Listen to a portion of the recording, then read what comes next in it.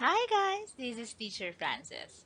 After completing the first few weeks of the first quarter, I've noticed that my students are struggling with modular distance learning. I am making myself available at all times so that I can attend to their queries, but I think nahihiya ang mga bata na magtanong, lalo na we haven't met in person. That is why I decided to make a series of video tutorials for grade 10 English. Today's lesson is about language of research, campaigns, and advocacies, which is taken from Pivot for a learning materials for the second quarter. Again, this is a tutorial kaya expect grammar translation and code switching. So here it is. Bilang mga grade 10 students, ina-expose kayo sa mga learning experiences that can help you to gain deeper understanding of matters na makakatulong sa inyo sa pagharap sa mga hamon ng buhay. Sa subject natin sa English, tinuturuan kayo na maunawaan at gamitin ang language para mas maging madali ang pagkatuto nyo sa iba't ibang subjects gaya ng math at science among others. Today's lesson focuses on observing and understanding the common language used in the fields of research, campaigns, and advocacies. As you journey through this lesson, you are expected to gain a clear understanding of the language of persuasion and different language features employed when writing in these fields of interest.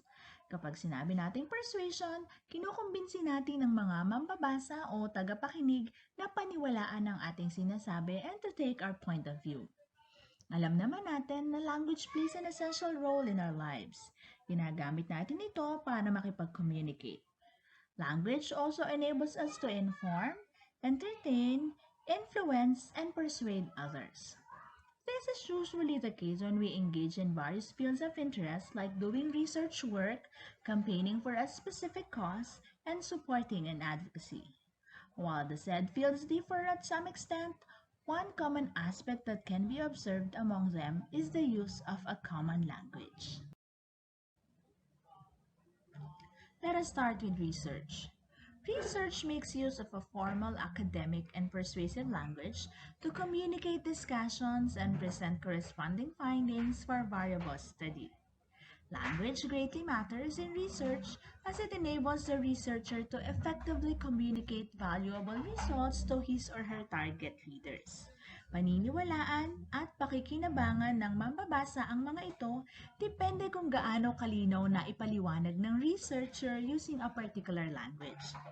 In the case of research studies, the language of a researcher uses also adds up to how reliable and convincing the research findings can be. Para sa iba, understanding the language of research can also mean pagiging familiar and acquainted sa mga terminologies na karaniwang ginagamit with conducting research studies. These terminologies include theories, concepts, variables, hypotheses, and samples. It is also vital to understand that research works always make use of academic and persuasive language since the results and findings obtained from these investigative endeavors contribute to and become part of the existing body of knowledge.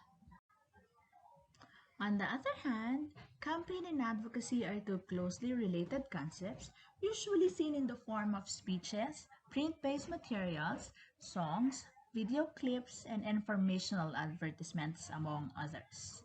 A campaign, usually social or political in nature, is technically defined as a planned set of activities that people carry out to attain a certain goal or objective. Yung mga campaign speeches basically ay well-planned speaking activities that aim to excite, persuade, and or motivate listeners na paniwalaan at sundin ang speaker's ideas. Convincing the listeners can be achieved by employing strong and emphasized persuasive language, leaving them with good and impressive points that they can remember. And advocacy, meanwhile, refers to activities that argue, plead, support, or favor a certain cause. Various causes for advocacy usually aim to influence decision making, especially with issues involving social, political, environmental, and economic perspectives. So ano nga ba ang difference ng dalawa?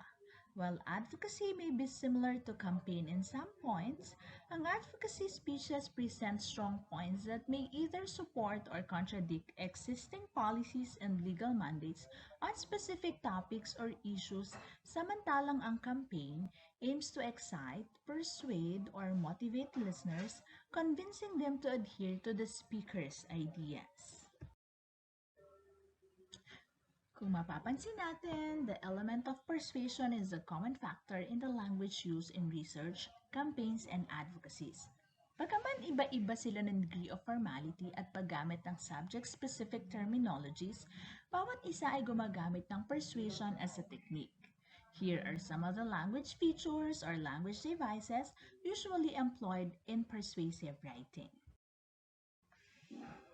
First on the list is emotive language. This involves the use of words that evoke emotions and make people feel a certain way. Sa pamagitan ng mga salita that appeal to the emotion, the writer can sound more convincing. Mas mukha silang kapani-paniwala. This is commonly used technique when writing headlines in newspaper or delivering speeches. The next one is modal verbs. The use of words that express modality or how likely something is going to happen helps adjust the level of certainty of events to suit arguments. Kapag napili ng maayos, these words may, might, will, must, shall, can, could, would, ought to help improve the quality of persuasive writing. Mayroong tamang salita palagi, depende sa kung ano ang nais mong iparating sa mambabasa o tagapakinig. Gagamit ka ba ng may instead of might? Gagamit ka ba ng can instead of must? Yung choice natin ng words will greatly affect the meaning or the intention. The third one is involving the reader. This is done through the use of personal pronouns like you, your, we, our, and indicative words like together. Ang paggamit ng personal pronouns ay makakatulong para mag-establish ng connection between the author and the reader. Parang isa itong way upang isali sila sa usapan o i-involve sila sa issue na yung sinasabi ng speaker ay para din sa'yo, para sa lahat. This way, the issue is made personal and more important to the reader. The next one is rhetorical questions. These are questions that are not supposed to be answered. Instead, they are asked for effect, to illustrate a point, or to let reader think.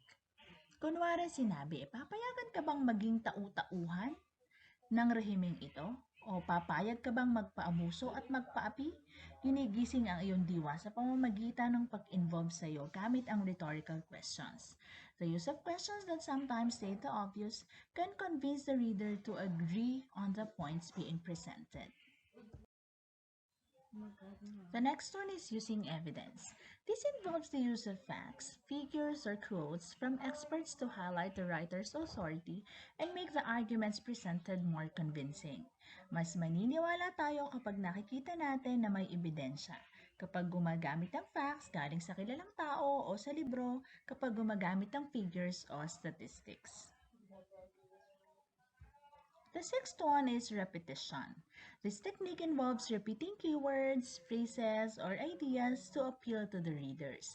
Mas tatatak ito sa atin kapag paulit-ulit natin itong naririnig o nababasa. Next on the list is adjectives and adverbs. Using carefully selected adjectives and adverbs makes it possible for the writer to influence how the readers feel. Gaya ng sinabi ko sa inyo kanina, mahalaga yung choice of words natin. Kunwari, gusto ng speaker na ipaunawa sa atin na hindi makakabuti para sa atin ang death penalty.